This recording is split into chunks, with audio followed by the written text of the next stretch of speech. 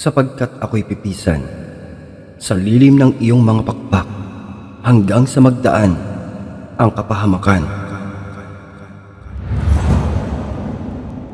Sa mga lumang bahay na pinaglipasan na ng panahon, may mga silid na tila nagkukubli ng lihim.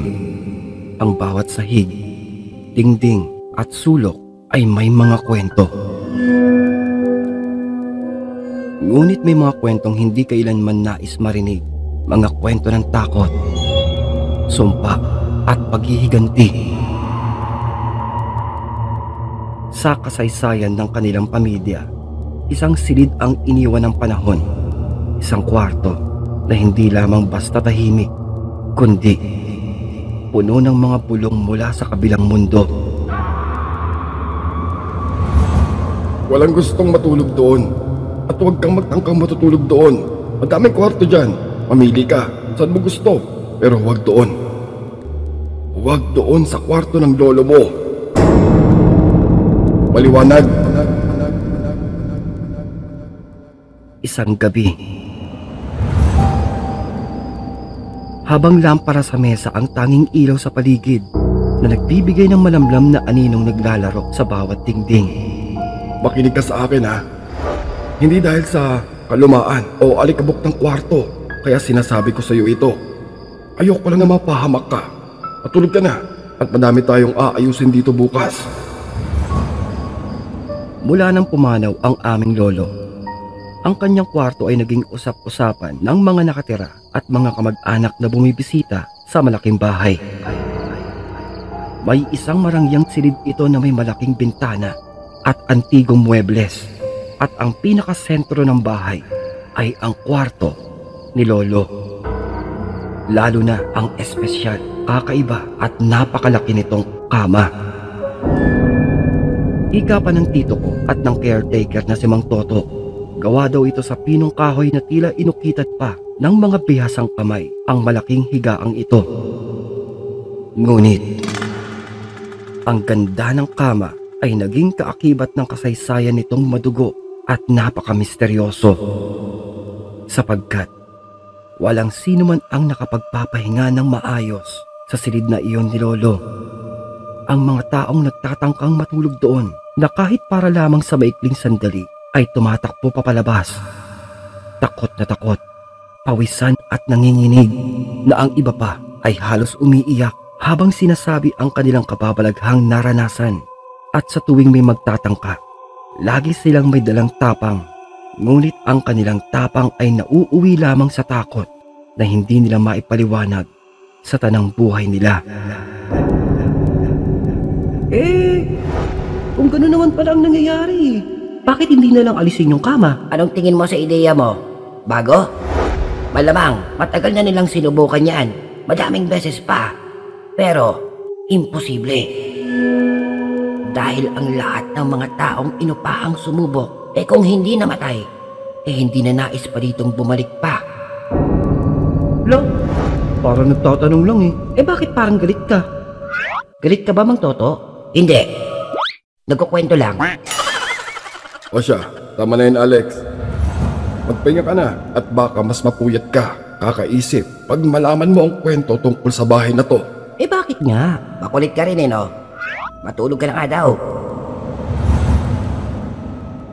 At totoo nga, dahil ang mga narinig kong kwento ay simula pa lamang ito ng mas malalim at nakakapangilabot na istorya tungkol sa kama ni lolo.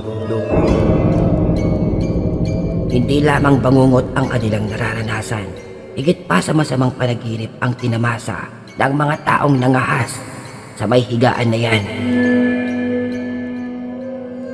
Ika pa ni Mang Toto, ang nag-iisang tagapag-alaga ng malaking bahay. Siya ay isang matandang lalaki na halos kasabay na ng bahay ang edad.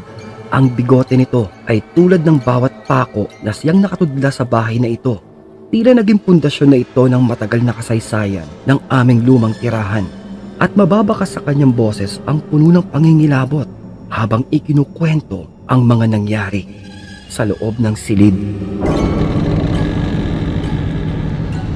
At si Mang Toto ang halos ginagawang imbakan ng mga kwento ng mga taong nakakaranas ng nakakapangilabot na samot-saring mga kwento. Lalo na ang tungkol sa kahindik-hindik na engkanto na siyang naninirahan sa malaking kamang ito. Wow! Hanep! Paluho pala yung engkanto nyo dito, no? Gusto pala niya malaking kama pa eh, no? Sa amin, banig-banig lang eh. Mayos ka. Baka pagsisihan mong kagaspangan mo ng ugali kapag mapagbalingan ka. Oo nga. Sapagkat tunay nga daw na nakakapangilabot ang engkantong ito dahil ika pa ni Mang Toto, sa bawat taong nangahas matulog sa kwartong iyon, lagi nilang nakikita ang isang malaking babae sa kanilang mga panaginip. Hinding-hindi mo siya makalilimutan.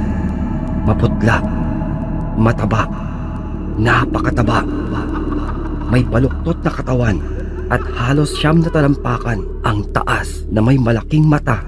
Ang mukha niya ay parang pinaghalong tao at halimaw at ang halakhak niya ay parang bumubulong ng kamatayan.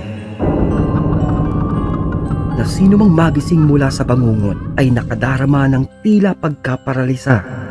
Hindi sila makakilos, hindi makasigaw dahil nakikita pa rin nila ang nakakatakot na itsura ng matandang babae. Nakaupo ito sa kanilang dibdib. Pinipigilan silang huminga. Ang bawat segundo ay parang isang oras at ang halakhak ng babae ay umaalingaw-ngaw sa kanilang pandinig kahit tapos na ang pangyayari. At maingat na lumingon muna ang matandang tagapag-alaga ng bahay bago sinabi ang pangalan ng isang nilalang. Batibat. Ha?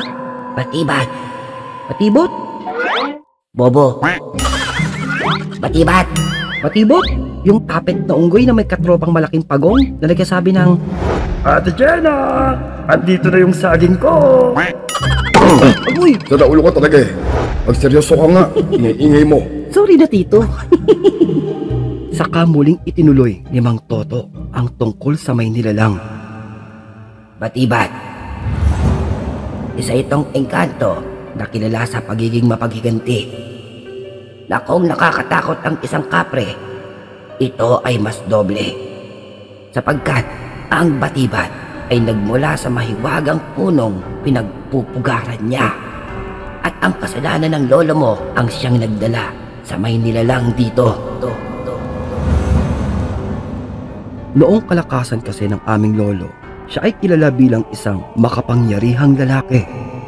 Mayaman, mayabang, ubod ng yabang. Hawak niya ang malawak na lupain ng aming pamilya at ang kanyang bawat utos ay batas. Sa gitna ng kanilang lupain ay may isang puno. Itinuturing na sagrado ito ng mga nakatira doon. Ang puno ng nara na niyayakap ng matandang puno ng balete. Mataas, napakalapad at tila may buhay na umaagos mula sa bawat ugat hanggang sa dulo ng mga sanga nito. Ngunit sa mata ng lolo ko, ang puno ay walang iba kundi isa lamang sagabal. Na isang araw, ipinag-utos niya itong putulin at gawing kama para sa kanyang silid. Don Ronaldo, hindi ho sa pinangungunahan ko ho kayo ano? Pero ayon ho sa mga taga rito, ang punong ito ay tahanan. Tahanan ng mga espiritu. Ha? Espiritu? Anong espiritu? Walang espiritu mas mataas kaysa sa akin. Bakit? Ha? Kaya ka bang pasahurin ng espiritong sinasabi mo? Ha? Bakit? Namumunga ba yan ng piso? Ha? Mamili kayo. Puputulin nyo ang puno o mawawala kayo sa aking lupain. Mamili kayo. Walang nagawa ang mga manggagawa kundi sundin ang kanyang ipinag-uutos. At nung araw ding iyon, sa bawat hagupit ng kanilang mga palakol, pag-atras abante ng malaking ngipin ng lagare, tila umiiyak ang matandang puno. Bawat langit-ngit ay tila tumatangis. Wari pumapalahaw sa pagdaing ng sakit. At kasabay ng pagbagsak nito, ang tila malamig na hangin kumalat sa may buong paligid. Dama nila ang tila mabigat na banta, ang simula ng isang sumpa. At mula sa matandang puno, ginawa ang isang malaking kama, marangya, elegante, na ang bawat ukit sa kahoy ay perpekto.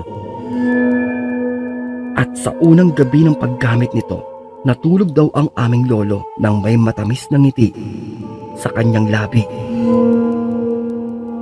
Ngunit, iyon na rin pala ang huli. Dahil sa kanyang lamay, hindi na nagtataka ultimo ang kanyang asawa sa may bangkay nitong nakangiwi.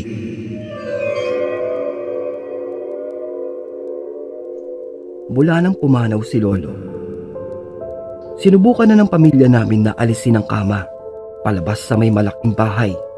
Dahil pinaniniwala ang magmula noon ay nagsimula ang lahat ng kamalasan sa kanilang kabuhayan. Pero ang mga unang pagtatangka ay simpleng pagbuhat lamang, ngunit walang saysay. Dahil kahit 10 katao ang magtulungan, ang kama daw ay hindi gumagalaw kahit na 1 pulgada.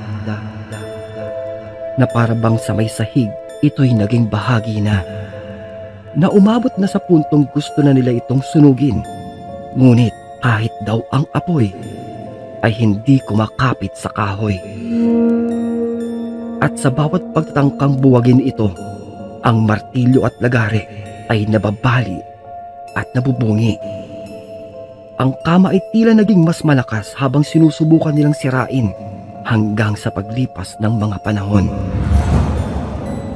Walang nakakagalaw nito dito. Dahil ang Batibat ang nagmamay-ari sa kama ng lolo mo. Sa labis na desperasyon, ang pamilya daw noon ay kumuha ng 6 na manggagawa para tuluyan ng sirain ang malaking kama.